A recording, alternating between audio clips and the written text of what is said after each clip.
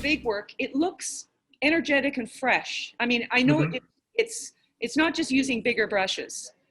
How do you maintain that energy when you go to the bigger canvas? By not caring too much, I think. Okay, good. It's just like I was saying to Colette yesterday, you know, I start them off not thinking I'm going to get a painting out of them. Yeah. And that kind of takes away some of the stress, I guess, of, you know, dealing with big canvases. Yeah. And the other thing is I also sort of like to use up half-used tubes and stuff.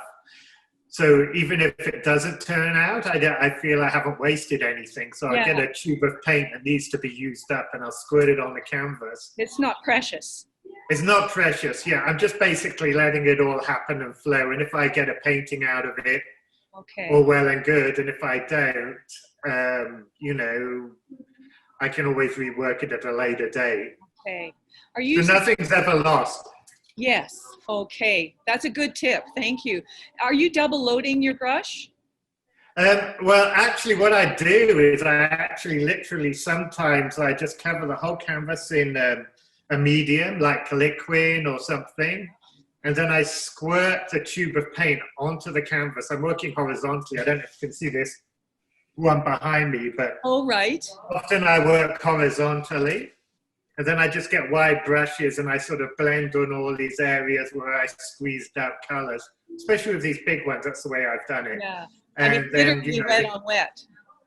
Yeah, it's like, you know, sort of like toothpaste on oil, I guess. It's just what it comes out like, and then you blend it around. Yeah. Oh, that's excellent. See what happens.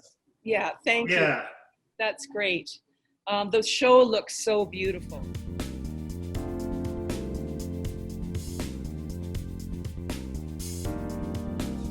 After a while, certain marks start suggesting things to you, so you have to be sort of open to the suggestions the marks are making.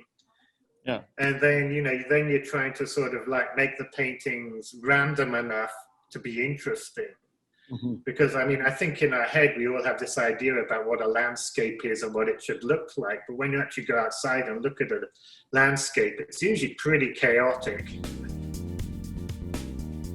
Your reference, you use a landscape and then you turn them into these abstract forms? Yeah, I mean, a lot of them are sort of based on memory of places, you know, places I've seen. And so I use that sort of almost subconsciously, it filters through. And then I play around. But, you know, some of them remind me more of specific places than others. But at the end of the day, it's just trying to get the painting working as a painting, as much as getting it to work as a landscape. So your first, if that makes sense. So your first decision is probably just some color ones, eh? What colors to kind of squirt out? Yeah, I mean, yeah, when you start, you have to start somewhere, don't you? Yeah. So, I mean, I think just squirting a whole lot of tubes on a canvas and just seeing what happens is a good way to start. And in a sense, the color decisions are sort of made by what tubes I happen to want to get rid of. Yeah. You know, I mean, it sounds really crass, but I mean, it's a sort of process where if I'm using really weird colors, then I've got more things to sort of work out with the canvas to try and make it work. Like you can probably see in that one behind, there's an area where the red was squirted in the sky. And I've kind of blended it in a bit with some of the white and the blue. And then, you know, you sort of, you know, you play around and then you just start making marks, and it evolves in a very sort of, you know, unconscious, organic-y way sometimes. Yeah. I don't know if that makes any sense. And then some of the other little ones on the wall there are a little bit more labored.